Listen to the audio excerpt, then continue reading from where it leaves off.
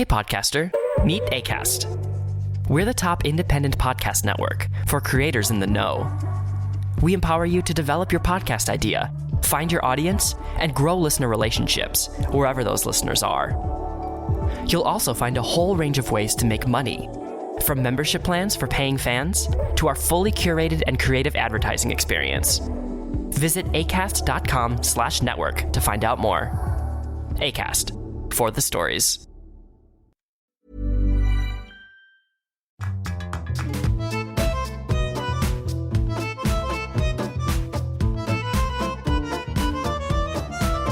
Hello, welcome along to Writer's Routine. This week, we're chatting to Chloe James.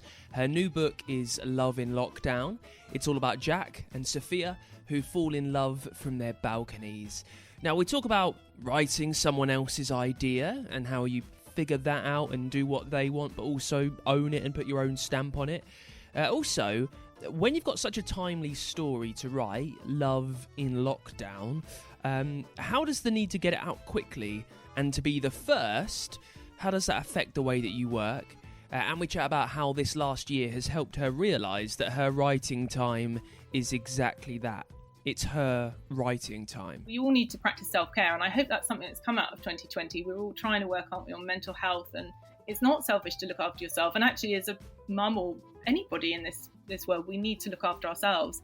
But you can sometimes feel a bit selfish, I shouldn't be doing this. But actually, I also read that if you want to be taken seriously as a writer, you have to take your writing seriously. And that's one of the best quotes I've heard, because I suddenly thought, everyone before thought, mum can come out because she's just writing. But then I began to make it a bit more serious. And I said, actually, no, this is my job now, everybody. If I'm writing, unless the house is on fire or something urgent, for that hour, I'm writing. There is more with Chloe James in this week's Writer's Routine.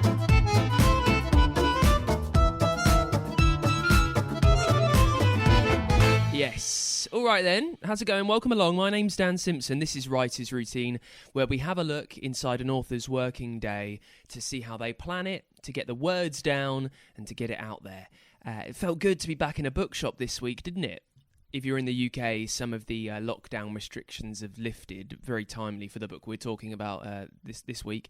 And while all the fuss on the telly has been about gyms and about pubs reopening, bookshops were back as well.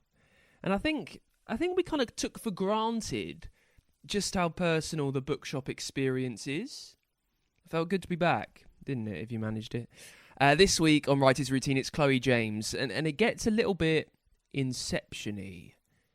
You see, it's her debut as Chloe, and it comes not long after her actual debut under her real name, which is Fiona Woodyfield, which was the Jane Austen dating agency. We talk about how that happened, why the switch of names, and also why it's given her the bug for it, why she wants to switch more in the future for different genres.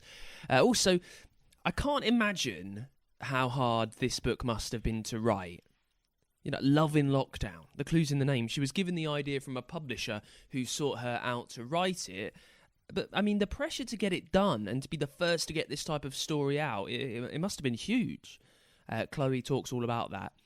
We also discuss how writing has helped her regain her identity, because no writing day really is ever ideal with a busy family life going on.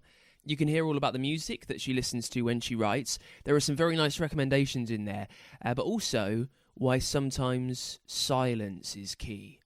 And we chat about the battle of writing an upbeat love story in a rather bleak lockdown. So it's a busy one. It's a good natter this week with Chloe James. And we start, as we always do, with what she sees around her in the place where she sits down to write.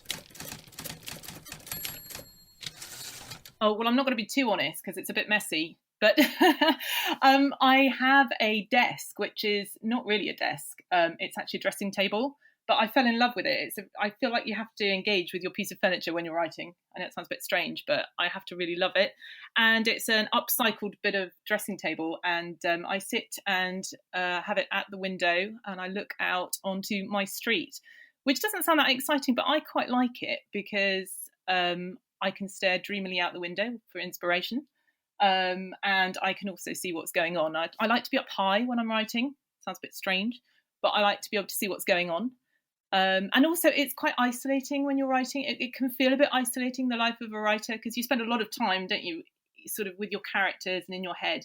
And so to see the daily life that goes on, you get people go past at the same sort of time, and it's rather lovely actually, because I've got a little family who live at the end of the road, and I've seen the baby go past on the school run with a big brother, and now she's just started going to school, and it's just really quite sweet. You get this sort of sense of time passing, sense of routine. So yeah, that's what I look out on. There's a book in that somewhere, isn't there? I know, I'm sure I'm going to have to get that somewhere.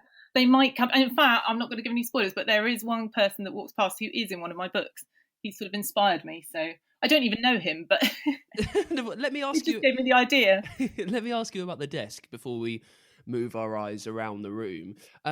Why do you love a desk so much? What is it about it? Well, it's probably a bit tatty. I think my dad would be critical of it because he's into his carpentry and stuff, and this is all the upcycled sort of thing. It's got lovely pine top, and then it's painted white, and it's got these little jeweled knobs on the drawers, which I know is a very tiny detail, but I like them. And then all around it, I've got hung bits and bobs from my kids, which is really cute. When they make things that some of them are years old. It's probably a bit dusty, actually. I'll try to clean it. But, little tissue flowers that they made when they were little. I've got a little bag, actually, that's made out of a sock. One of them's kind of arty. And then I've also got things like, I'm a big Jane Austen fan, which you probably know from my first book. But I've got little quotes like, "I cannot speak well enough to be unintelligible." That's from Northanger Abbey. I love that quote. And I've got a Punch cartoon with "We like the plot, Miss Austen, but all this effing and blinding will have to go." With this guy sat at the desk, and Jane Austen sat there. I presume it's meant to be Jane Austen in a little Regency outfit, and obviously the publishers saying, "We like the plot, but you're going to have to mind your language," which is a bit ironic. But makes me smile anyway. If I were to walk into your writing room, would I have any clue as to the story that you're telling? I mean, is there post-it notes places? Have you got little cue cards for inspiration? No, that would be really organised. I do have bits that you probably would get a clue, because I have bits of handwritten paper, which I do still like the connectivity of pen to paper. I have trained myself to type straight into the computer, otherwise I would never get my books written in time. I think we've all had to go across to that. But I do still like writing notes on bits of paper. So you would see around, and I do like my post-its. When it comes to actually plotting a novel, you'll see rolled up in the corner, I've got an old one for my first novel, the Jane Austen Dating Agency, and it's got I actually ended up messing around with the chapters a bit, and I really love my post-its because they're really handy. You can move stuff around, move plot ideas, and it doesn't cause too much mess. And I use old bits of wallpaper that you can get like samples, and it's quite handy. You can just stick, and then you can play around with them, because I'm quite a visual person.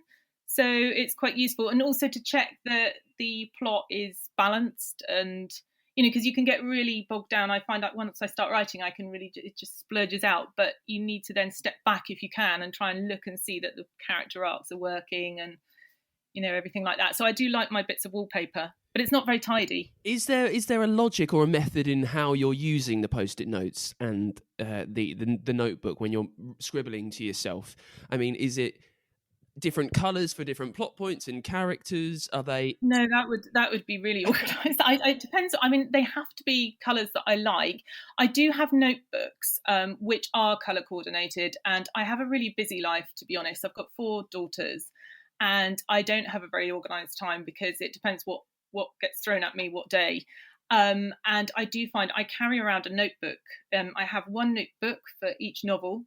And it has to be the right colour. I know that sounds a bit sad, but it has to have the right theme on it. Like, for example, for the Jane Austen Dating Agency, it's sort of pale blue with pink flowers and pink birds. It's all very pretty. And it has to feel right. And then I carry that everywhere in my bag. And then all those horrible trips you have to do as a parent, where you have to hang around at dance schools, or I guess if you've got boys' football pitches. Don't like to be gender stereotyped here, but you know what I mean. Yeah. I take it with me, and then it means, because I often find I don't tend to sit at a desk to plot. I just don't ever end up doing that. I tend to get my ideas elsewhere, And so, and that can be quite inconvenient, because it might be when you're driving, or when I am concentrating on the road as well, though, I promise, or when you're sitting outside, a classroom. And I've got an eldest daughter who's autistic, and she was only diagnosed a couple of years ago. And she's 19 now, and that made it very difficult to really work or do anything, because she had separation anxiety from me. So I would have to go and sit. The amount of schools I had to sit outside for hours, because she couldn't cope if I went home. She'd need to come out and see me at break and things. So I found that really constructive time to make notes in my book, usually plot notes. Ironically, I tend to do my actual writing at the desk at home. My writing has to be in the house, which is a bit weird.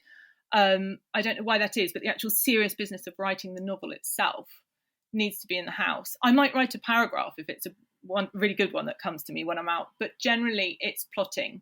So I might have, and it's not necessarily in order, it'll be just when it comes to me. And this notebook's like my Bible, because it's got everything. I've got them for my last couple of books, and it's quite interesting to look through and see scattered bits that I've written in different places. Well, let me talk to me about the what you are writing on your desk. So if it's notepads and stuff, when you might be in the car, little jottings here and there. When you're getting down to the proper writing, is it a laptop? Are you working on Word? Yeah, straight into laptop. Yeah, straight into laptop. And I do try to write in order and just get started. It's the real starting that's the big one. And I find writing, it's quite odd. I don't know if you've ever done any running. I'm not the most. I am a runner. I'm. Oh, you are a runner. You're, so you're talking to a runner. You probably, well, you know what you're doing with this, so you're going to laugh at me now. But when I like running, it's really good stress relief. But whenever I've started running, because I tend to have breaks where I don't, I then find that it takes me a good 3 weeks to be able to run around the block without having to stop, because I'm sad. But you get into that flow after those 3 weeks, and you start being able to run a bit more and a bit more and a bit more. But if you have a break, you then have to start all over again. And I feel writing's the same for me. Once you're writing every day, it's almost, I think it must be a muscle in your brain. It just like, I don't know actually if you've got muscles in your brain. That's a bit worrying. But anyway, you know what I mean. I'm not a scientist. But I just feel you get into that flow, and there's nothing better than that feeling. You probably find that as a runner, where you can really run and it's effortless. And I find that happens with writing. The more you write, the more you can write. Certainly with Love in Lockdown, because literally I only had 2.5 months to write it. And I had no choice but to sit at my desk and write. And at times I did have to plot at my desk, because I just didn't have the luxury of time, to be anywhere else. I just had to say, and also it was lockdown, so I couldn't be dropping people places, or, we had to be in, didn't we? But then ironically, it made me appreciate all those times which I thought were wasted, where I had to wait for people outside classes and I was frustrated I wasn't writing. But, those times are really useful. I hadn't realised that. I found it harder during lockdown, because I hadn't got the luxury of that time out wafting about, when I was walking the dog, thinking. Because even walking the dog during lockdown, I had to be constantly thinking, we were all thinking, weren't we, about social distancing. You couldn't really drift away into your book. You're sort of thinking, actually, the person's coming around the corner, I might need to walk around them. So I think it's really taught me something this year, that's something I hope that other people might be inspired by, that it's not wasted time when you're having to do other things, that you can still use that. If you carry a notebook or some way of, or maybe you've got a better memory than me, you can just keep those things in your head. And I think that's something to take away for me this year, real positive, that those are not wasted times. I've always enjoyed reading. And I've been on a few courses where people have said, how much do you all read? And I remember I felt rather guilty at the time when I first started a couple of years ago. And I thought, I'm not reading as much as I should, because I haven't got time. I've got books to write. But actually, the lecturer who was talking said, you need to read to be able to write well. All genres, all different types. And she was so right. And now I'm so glad to be able to put it in my planner that I have to read every day. Such a shame, such a hardship. But I do find reading gets you into the flow of writing. Conversely, it doesn't matter what it is. It doesn't have to be the same genre. But also the other thing is, I think, be kind to yourself when you're writing for the first time, when you're starting, just play with it. Try to take that pressure off. I know it's hard when there's a time constraint. Like with Love in Lockdown, I really had to sort of hit the ground running. But generally with a book, I think it's about playing with those ideas. And I find, for me personally, I don't know if everyone's like this, but in the morning's the best time when I'm waking up, because you're almost sort of half asleep, especially at weekends when you don't have to get up and do school runs. But that's when a lot of my ideas come to me, because, and I do, again, keep that notebook, keep on about these notebooks by my bed, and then I can hop up and go, that was a really good idea. And I think it takes the pressure off, because I think sometimes, that blank page can be a bit daunting, can't it? And thinking I've got to write. How do you make the blank page on the screen look a little nicer? Recently on the show, I've been awestruck by the amount of font opinions that authors have, and writers do very, very strange, unique things with fonts. No, Just to keep... gosh, I feel a bit boring now. I was speaking to someone the other day who edits in a different font, just because then it might look a bit different to him, that's very clever. Actually, if they're kind of struggling midway through and the words aren't coming, maybe they might mix up the font just to kind of keep things fresh. I take it by your surprise that you don't have any staunch font opinions. What do you write in? No, that's really sad. I don't even know. I think it's Times New Roman that I write in, because I think that's the one you're meant to send everything in, aren't you? So I tend to be a bit sad. I'm like, I'll just keep to that. But I know what you mean. Fonts, they do mean something. Because I was I'm trying to order myself a planner for next year, and I thought I've got to look at the font because it's got to be the right feeling. And it's the first time I actually thought about font and thought, actually, can the font change how you feel about something? But I must admit, I don't play with that on the screen. I'm very businesslike. It's like that page, once that is my work. I sit in my house on my desk, and I treat it very seriously. And it's a bit boring, really, but it's just I write. But if I am having a block like that, I tend to go back to pen and paper. And it's funny, I don't know why, but maybe that's my way of moving that block rather than changing font. I might try the font thing, though. That does sound a good plan. The show is Writer's Routine, Chloe. So talk us through yours. And it sounds like you have one of the busiest days ever. So yeah, I feel a bit bad about the routine thing. Because, it's okay, because it's quite, you don't want to, there's no point in you trying to talk us through an ideal day, because it never happens. So just try and run through an average day for you with everything else when you try and fit in slots for you to write. Yeah, so what I would do is I would get up and do my usual morning routine, which is get the kids out of the house and get them to school. That's when then I can come back, I can try, and I do have to sit and go through my emails, because it's procrastination probably, but you never know, there might be something really important and exciting that I have to reply to. And then I do sit down for the nitty gritty, probably about 9:30 by then, for a couple of hours, and really try and write. And that's when computer's out. I will have my notebook out if I need it, but I tend to rely more on just writing. And then obviously I'll take time for lunch. And then I will try and do a good hour after lunch. But the trouble is, they kick the kids out of school so early. It's very annoying. 3:00, it's like, So then I find by that time I'm losing a good couple of hours, because kids come in, you've got to help with homework. I've got one doing GCSEs, school stuff needs sorting, washing, masks, etc. And then dinner time, food needs cooking. So I do find then it's the evening by the time I might get another couple of hours in. But I do find you see, it just depends.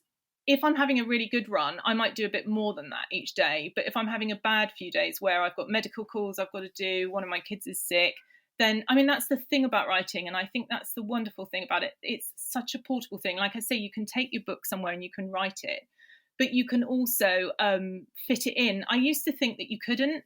I used to think, I haven't got time, before I started really taking writing seriously. But actually, that 5 minutes you spend on Facebook, not that everybody's on Facebook, or you know what I mean, or just checking your emails or whatever, you can actually get work done. And I find it's really cheered me up. You can do it in spite of children. I'm not making it sound flippant, because I know how hard it is, especially when, as I say, I've got 2 children with major health conditions, and it can be really tough to try and write. But the wonderful thing with writing is you can try and fit it around. Like, for example, sometimes I'll have a bad week, but I'll end up spending a lot of the weekend writing. So do you see what I mean? It might not be a routine, but I can fit it in. Yeah, it's malleable, isn't it? It's very adaptive as work. Yeah, and that's so empowering. It's so empowering, because I felt very down that I couldn't work properly, because every time I tried to, at one point I was going back to work and I had to drop my job because both of my kids were ill at the same time. One of them actually developed epilepsy. And I just felt so dispirited. And then I thought, no, this is the time for me. I've always wanted to write.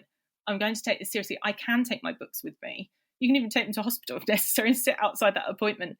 And it's so enabling to be able to do that. It's so empowering, because I feel, for me, my writing has become a way I've regained my identity. And I know that sounds a bit melodramatic, but I did feel, as a carer, you can feel a little bit, especially as a mum. It's a wonderful thing, but you can give up yourself and your own personality in a way, trying to do what you need to do and try to be everything to everybody.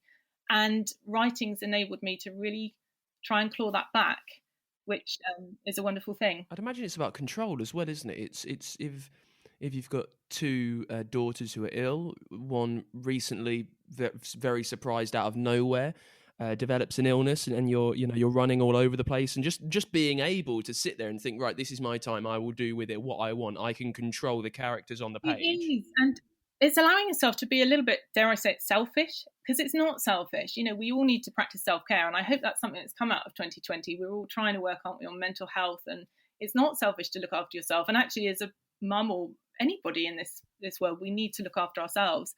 But you can sometimes feel a bit selfish, I shouldn't be doing this. But actually, I also read that if you want to be taken seriously as a writer, you have to take your writing seriously. And that's one of the best quotes I've heard, because I suddenly thought, everyone before thought, mum can come out because she's just writing. But then I began to make it a bit more serious. And I said, actually, no, this is my job now, everybody. If I'm writing, unless the house is on fire or something urgent, for that hour, I'm writing. So please don't disturb me. And they've got really good at actually accepting that. And I've found that they have respected my writing since I've respected it, if that makes sense. It absolutely does. If this time is quite precious, and especially with Love in Lockdown, where you needed to get this done in a timely manner, those slots of writing that you have every day, the 3 hours or so, how planned through is it? How much do you know about what you want to get done in that time? Well, I do have a planner, and I try not to be too tight, because I think that I feel like I'm setting myself up to fail. Does that make sense? And I'm very precious about that with the things that can suddenly throw up. I might find my eldest daughter, she's not now living with us, she's in assisted care, but she might be having a mental health crisis. She did a couple of weeks ago, and I've got to rush off and deal with that. So I try not, I know a lot of writers do specific blocks, don't they, of word count. But that I feel would be setting myself up to fail. But I do give myself a much more fluid number. So I might put for the week, actually, I need to get another, 3,000 words done. And that means if something goes wrong on one day, I can try and catch up another. Do you see what I mean? I try to give those sort of boundaries so that I stick to a plan. I mean, with Love in Lockdown, it was absolutely, I just had to write. It was an amazing thing. It was a little bit daunting, actually, but I just had to write most of the day to get it done in 2.5 months. I've never written a book so fast. And there's no question, if you're writing that quickly, you've got to spend hours at the desk.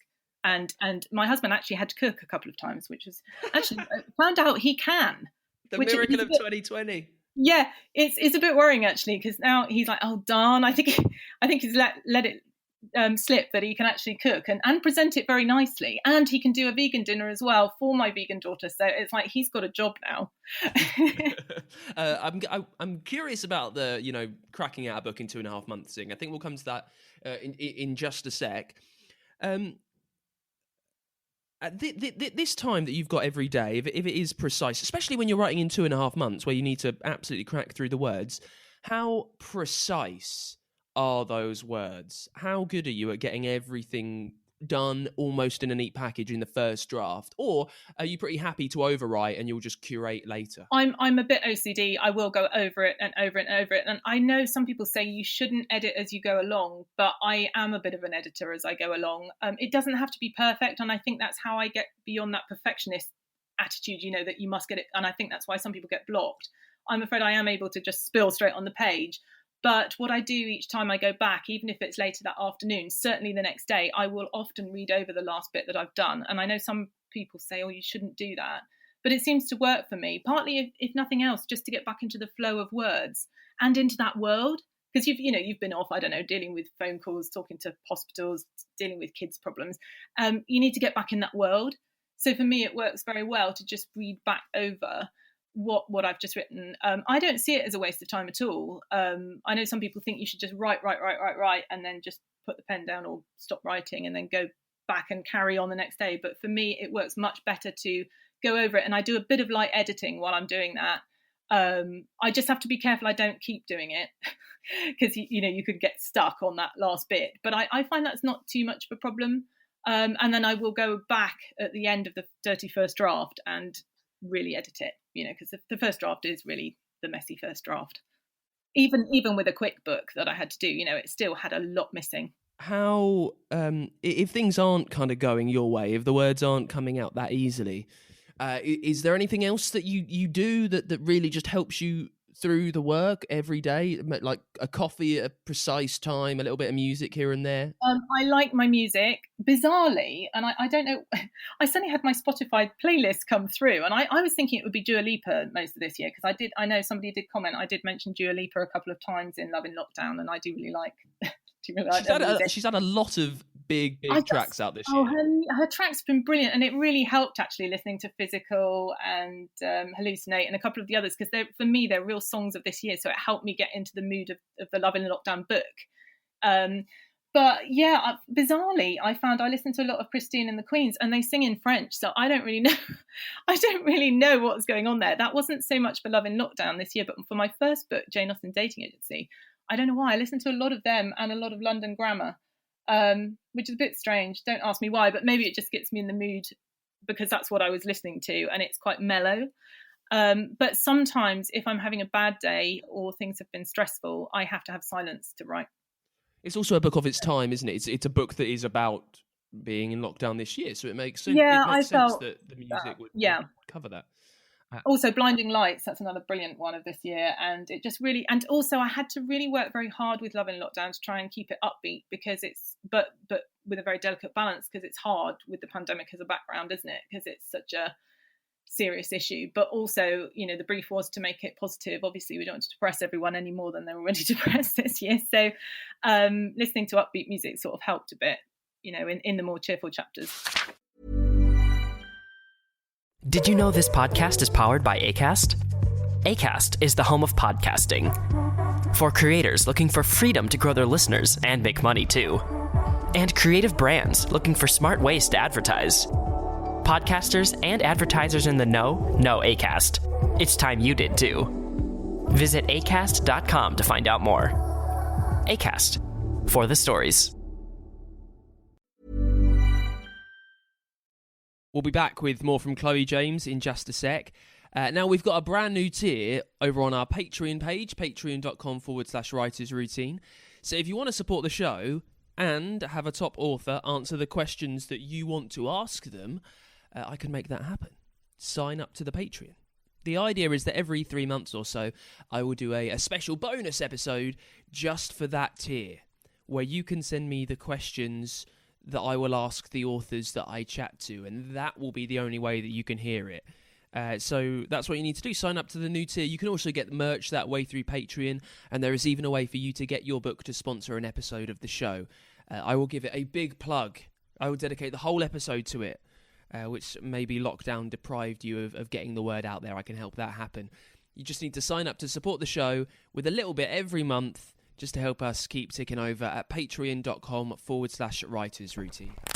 Let's get back to it with Chloe James then. Chloe James, also Fiona Woodyfield, talking about her new novel, Love in Lockdown. In this part, we chat about what she did when she was first asked about maybe taking on the project. Also, you can hear about the writing joy in a bleak time for everyone. And we pick things up talking about that pseudonym, because this new one, Love in Lockdown, it's her debut as Chloe James, but it comes not long after her debut as Fiona Woodyfield, her actual name, when she brought out the Jane Austen Dating Agency not so long ago. Yes, it was my debut, and I've just this minute signed for the sequel, which is coming out next August, which is nearly finished. So really exciting about that. I did have quite a few requests for another book, so I'm really thrilled. It's just so lovely as a writer to have people enjoy your work and say, oh, we can't wait to find out what happens to the characters. So I'm super excited about that. So that happens, and then a few months later, you release another debut under a different name. What's that seems quite a short time to go to a pseudonym. What was the thinking behind that? Well, it wasn't particularly my thinking. I have to say it was it's Avon who contacted me about writing the book, actually, and it was their request to use a pseudonym. And at first, I have to be honest, I was a little bit sort of unsure, because I was like, well, I want more, I want this under my name.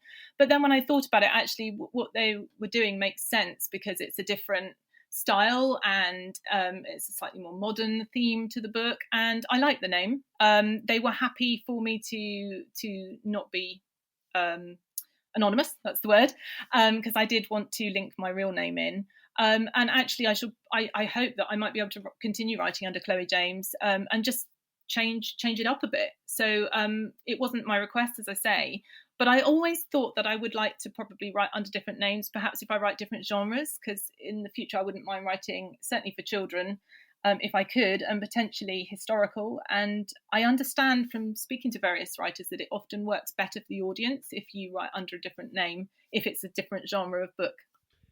So this sounds like the story came about in a slightly more unusual way than many other authors who have an idea, pitch it and publish it. Whereas, it was totally different, yes, because I actually got contacted by Avon because their team had the idea from the Greg James show, where the couple isolated together, they'd just met, and it gave them the idea, and they wanted a writer who was quite positive and upbeat to take on the story idea. So it was very much their plan and their plot. But I was really keen to give it my own stamp because it was very much an outline. And I was really glad to have that freedom, because I think as a writer it would be very constraining to have to write someone else's story completely, if you see what I mean. I have to be honest, I was a little bit worried at first, because when I first looked at discussions online and things about whether you would write about lockdown, I felt I wouldn't, actually. I felt, Jane Austen's dating agency is so different. It's so escapist. It's, there's nothing worse happens in that than, she upsets Darcy, and it's lovely escapism. She might snap her shoe. Actually, it was real bliss coming back to writing the sequel after the lockdown. It was nice to have some escapism, but I'm really glad I did it, because I feel that people do need something that's relevant and current and still puts a bit of positivity into it, because I feel like this is such an unprecedented thing that's happened this year, and I think we've all struggled, haven't we? It's a real, I still think it's a bit of a shocker. If somebody had told us this time last year we'd all be in the middle of a pandemic this year, I think we'd have all sort of not laughed, but would have scoffed, wouldn't we? Probably. What were you presented with then? You said you had an outline that you wanted to put your own stamp. So what was a? Yeah, I was given a plot outline, and then so it was the outline that two people, you are given the names, two people are met, well, they don't meet, but they live one above the other, and it's the idea of them falling in love without meeting. But I wasn't given the condition that Jack had. I had to give him some condition, so that he had to be isolated, because they came up with the idea that he should be isolated, and because that makes it more interesting, doesn't it? But I was allowed to choose what health condition I gave him, and I gave him kidney disease because my daughter has kidney disease, so it's best to write what you know, really. And then it was my choice. Sophia needed to have something that she was trying to get over, a breakup. But again, I was able to bring my own ideas to the party, and that's the joy of it, that I could take it on and make it my own. And I gave Sophia epilepsy out of the blue, because this is what happened to my daughter when she was 14. And I think it's really useful for people to see what it's like for someone to suddenly, to go from having had a completely normal life to suddenly having a condition. So I really enjoyed being able to put my own stamp on it. And then I was given the idea that there would be other people in the flats, but I was allowed again to make their story my own. And one of the stories just completely ran away with me, really. I don't know why. It just did. Sometimes characters come along and you think as a writer that you've got control of the story, but sometimes you don't. And these people demand to be written in, which sounds a bit weird, but I guess other authors might find the same, that you don't plan it in the plot, but suddenly someone comes along and they insist on being heard and part of the story. But it kind of works. So describe to me more about that then. At what moment when you're writing, and do you start to notice that, hang about, this character might have a lot more to say than I had originally planned? Well, with me, I find it happens as I'm going along. And it was literally halfway through the book, and it's this old guy, Bertie, who's an old, and funnily enough, he was inspired by an old chap who walks down my road, and he always looks like he's got the cares of the world on his shoulders, you know what I mean? And I just started thinking about how lonely it was for people this year on their own, in lockdown, able to go out for their short bit of exercise, but then back in the four walls. And I wanted him to be on his own because I thought if he had lost his wife perhaps the year before, and I thought that would make it even, there are people like that, and I thought that would make it even more difficult. But then suddenly he went from that to this whole subplot about which I won't spoil in case anybody hasn't read the book. But suddenly, it was about halfway through to 3/4 of the way through the book. Suddenly this idea came to me, and I thought, I've got to put it in. There's going to be a bit of a twist here. And funnily enough, my editor didn't know about it, and I didn't run it past her. I didn't really have the courage to. And when I gave it in, I literally, my heart was in my mouth for about 2 weeks while she read it. And then she came back and she said, I loved that bit. And I was like, oh, thank goodness. Because you sort of put it, you do take a punt when you're writing. It's such a leap of faith, isn't it? You write this book, even when you're sort of guided with the characters like this, it's still, that kind of made it worse in a way for me, because I thought they've obviously envisioned this outline and these characters, and what if my vision isn't like theirs? What if they read it and they think, no, that wasn't how I imagined them? But thank goodness my editor said, no, you've really brought them to life exactly how I wanted, and I was so relieved. But that is a pressure. I had to do a sample for them to see first, so I literally had about 5 days. So I just started writing. Before I started writing, funny enough, I got big foolscap pieces of paper, and I just started writing, just the outline, just names and where they were. And I started thinking, where is this going to be? Is it, they're in flats? Is it in a specific city? And I really struggled with that as well, because at first they suggested maybe Sheffield. And I thought, but I don't really know that much, because I think you should write about where you know. And then I thought, I'd rather make this universal. We're going to make this a city. It could be a city anywhere, because, obviously it's sold throughout the world. So I wanted it, to be universal in its appeal. But what I first of all did, and I don't know about other authors, but I just completely tried to get myself into the heads of the characters, because I think especially Jack and Sophia, and I had to write a prologue. So I just started writing it, but I just wanted to think about, because they had to have a chance meeting, and I thought, where could this be? What could he be doing? And that scene had to come in my head. And to be honest, before I got that scene, I actually thought, can I write this book? Because you've really got to engage with the characters.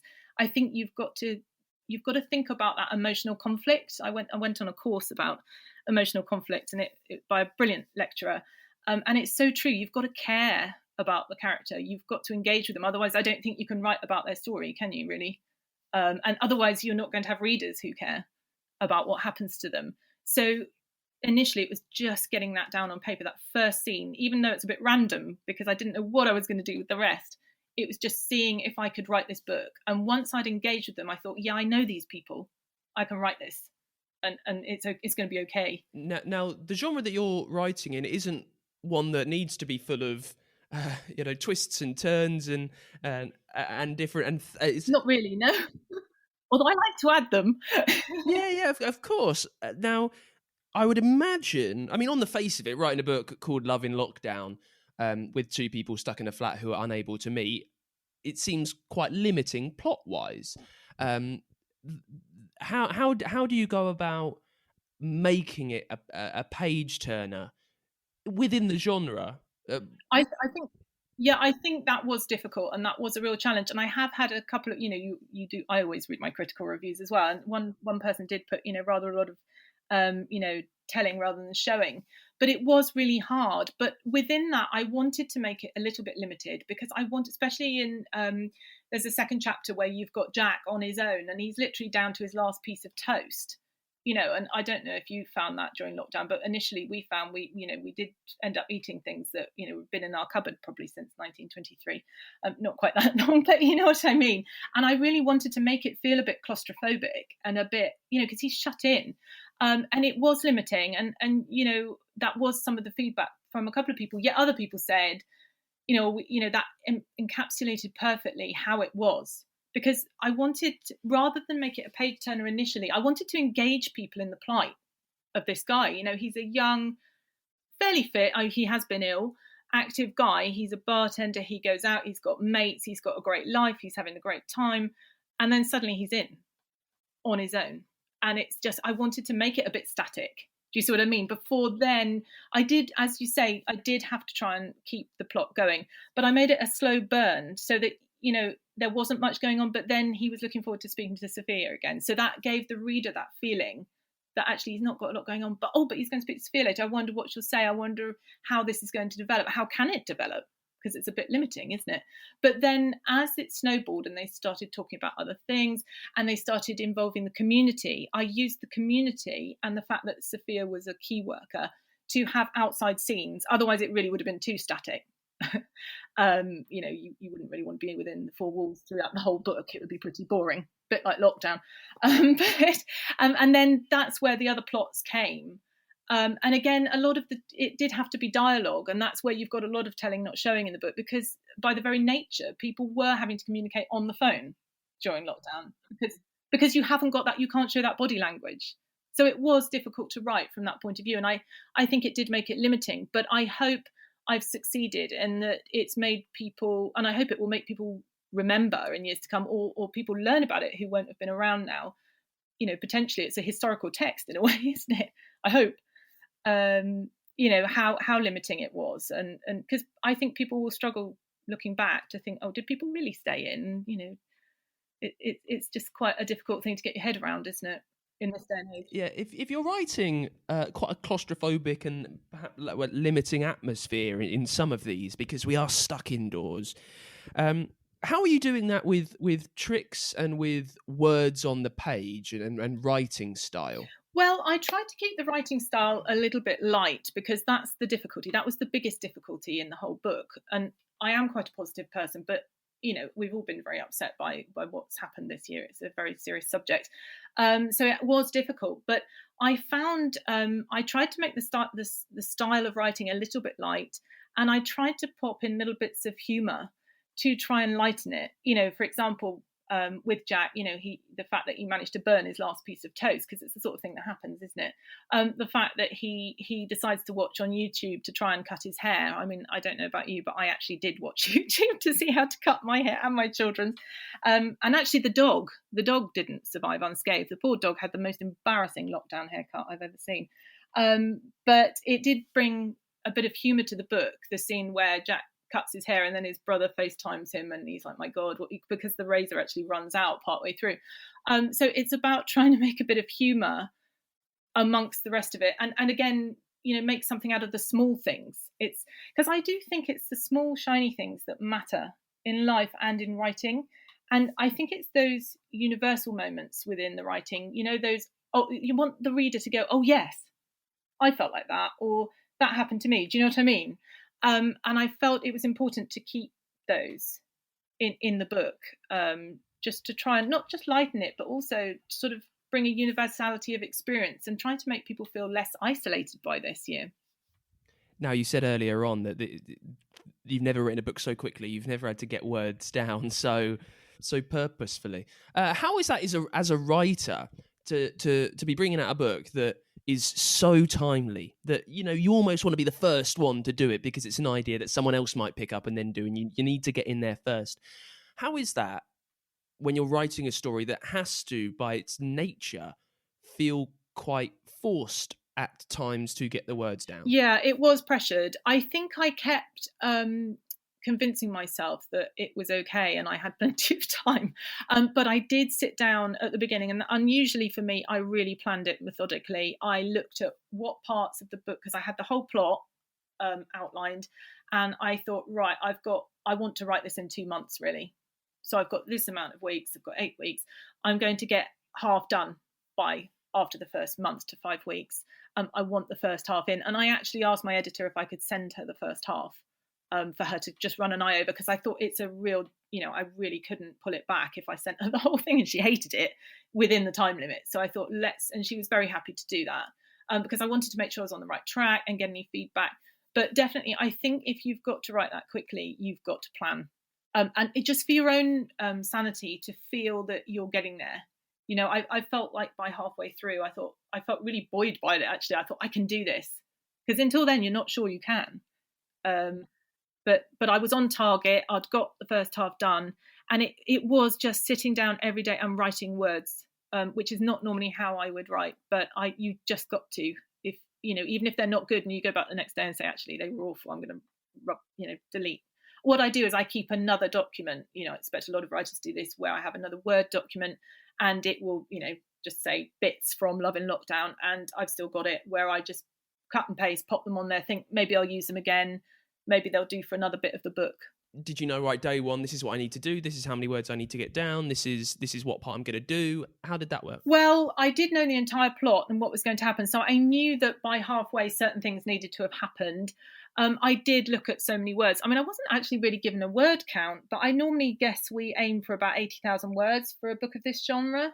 I must admit, I'm terrible. I tend to write too many words. You'd never guess by how much I talk, but I am a wordy person. And I mean, with Jane Austen Dating Agency, I'm not going to lie, when it went into submission to agents, it was 104,000 words, which is far too long. And that was part of the process to have to cut it down. I've got a lot better. Love in Lockdown is actually the third book I've written. My second one I wrote last year is sort of on a back burner. I've put it to one side for a bit. But I think you get better at being more able to use your words more carefully and to write to the word count.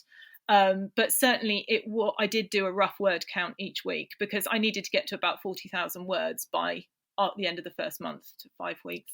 And I was strict about it, not for each day, but I thought I had it vaguely in the back of my mind that I needed to write so many words each day, really, and shut myself in my room till I'd done it. Even if I went out for, if I had a block or something, I tend to not sit at the desk if I feel like that. I will go and get the dog and go for a walk, or I'll walk around the garden, go and eat a lot of chocolate or something. I'm not a great believer in sitting at the desk with a blank page. For me, that would be too pressured. I like to go and distract myself for a bit and think about other things, and then I find it tends to ease and I can come back and write again. And that is it for this week's Writer's Routine. Thank you so much to Chloe and Fiona. You can grab a copy of the book Love in Lockdown using the link in the episode notes and over at writersroutine.com. Next week, we're chatting to Abigail Mann, an author who was shortlisted for the Comedy Women in Print Prize. She'll be on telling us about her new novel, The Sister Surprise. In the meantime, give us a follow on Twitter if you can, at WritersPod. If you listen on Apple Podcasts, leave us a review. Make sure you are subscribed. And if you can spare anything a month, just to help this show, to help us carry on bringing you chats with the biggest authors around, patreon.com/Writers Routine is where you need to go. And I will see you next week with Abigail Mann on Writers Routine. Bye.